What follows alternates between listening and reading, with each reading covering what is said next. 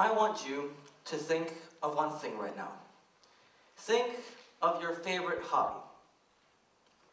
I'm sure we all have hobbies. Some of us like sports, others like music, and the list goes on and on.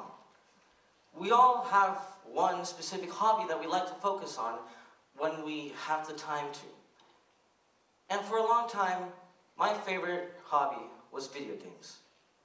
And I still love video games. But to some people, video games are just some nerds pressing buttons while eating a stack of chips and so much soda. And, maybe there's the occasional bathroom break, but, for the most part, there's not. But video games are so much more than that. Despite it being virtual, there are still challenges with lots and lots of objectives to overcome. Besides that, there are lots of positives to games as well, including that you will become a better decision maker, you will be more focused, and you'll be more attentive to your learning.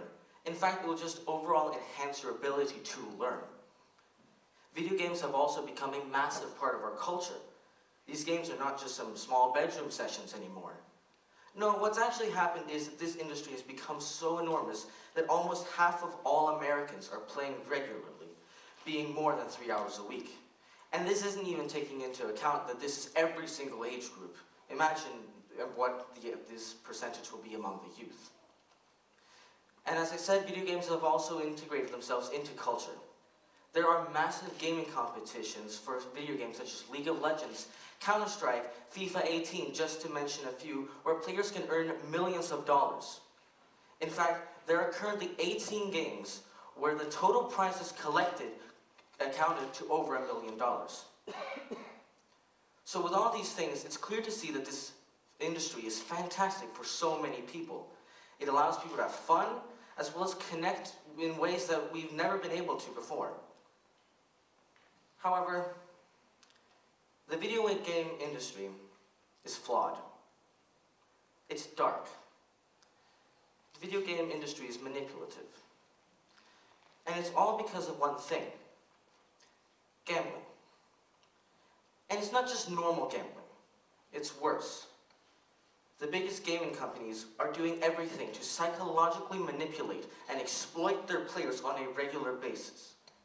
Everything going from layout of menus, purchasing process, to even the games and the gameplay itself.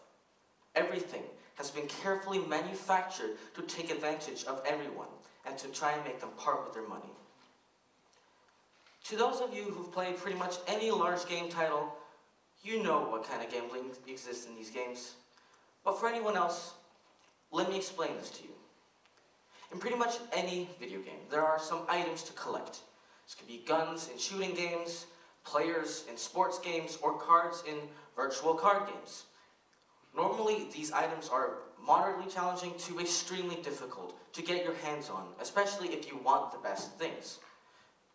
So instead of playing the game has conveniently put in another approach: spending money.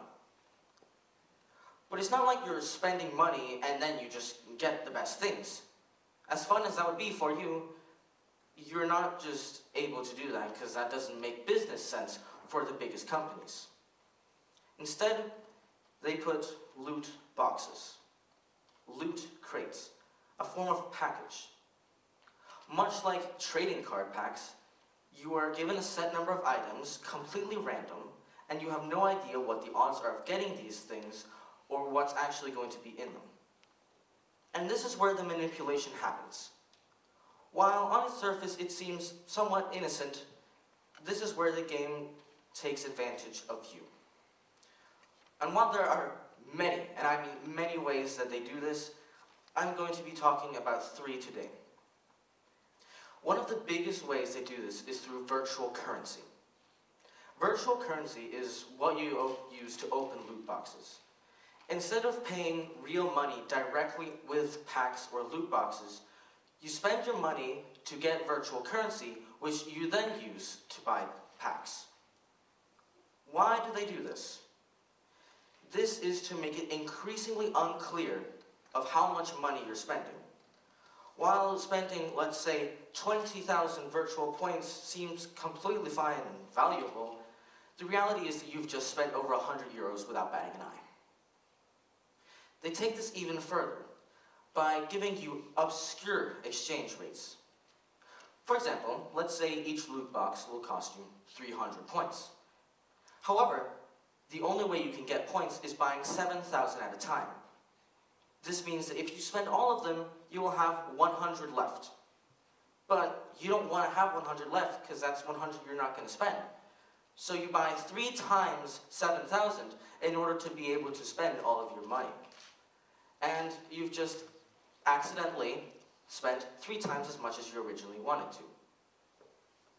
But this tactic also just distorts you from realizing how much money you've actually just spent. Another way that they make you spend money is through incentives at the beginning of each game. Have you ever gotten a mobile game? You know, there are lots of objectives at the beginning. You go through each one, grab rewards, and everything just seems to get better and better. You keep on going, complete objectives, reward, reward, reward, and all of a sudden, bam. That incredibly fast process that you've continuously been going through has stopped. You're not getting the same amount of things, the game is slowed down, you have to wait to get your items now, and it just seems kind of dull. But then you see that there's this tiny little button that says microtransactions. And this will get you your stuff extremely fast. So you use it a little, and all of a sudden the game goes fast again, and it's just as fun as it was before, and then you're back. The game gets slow again, so you buy a little bit more. And now, you can probably already see where this is going. You're trapped in a cycle, because without that microtransaction, you cannot keep on going in the game. They have hooked you onto the game, and now you're spending money on it. The final thing I'm going to go over is the odds in the loot boxes. To make it short, these loot boxes do not publish their odds. Gamers do not actually know what chance they have of getting their favorite items. But what does this do? This gives each individual gamer an artificial idea of what chance they truly have of getting anything. And since most people are optimistic, they think their luck is in, and, you know, subconsciously, their odds just get a lot better. This will make people open so much more than they would have if the odds were actually published. All of these techniques combined make people spend a lot more money on games than they usually would do. But why does this matter? I mean, just play a game where you don't actually need to spend money. While some older people will have some kind of control over how much they spend because, you know, they'll see the money in their bank account just kind of leaking away, this doesn't apply to children. Children are easily manipulated and will not see the money transactions. All they need to do is just press a button and they just see the virtual currency rolling in, and then they can start spending money on the game, and this keeps on going. This has caused parents in the past to get huge, almost $10,000 bills for something that a child should never even have access to. But they do. And it's even worse for children, who have genuine possibilities of developing gambling addictions due to this. We need to stop this. These psychological exploits need to be prevented for the greater good of our society. China has already taken steps by forcing every game to publish all their odds on every single loot box. Hawaii have just released a policy stating that games need to explicitly state if there's microtransactions. However, this unfortunately isn't enough. The only way we can truly take steps towards the right direction is that governments need to recognize that these video games are gambling. If the restrictions on loot boxes are not that of identical to gambling, then we cannot stop these powerful psychological exploits. The only way we will stop video games from becoming a money exploit is that way, and make it start becoming what it really should be, a hobby. Thank you.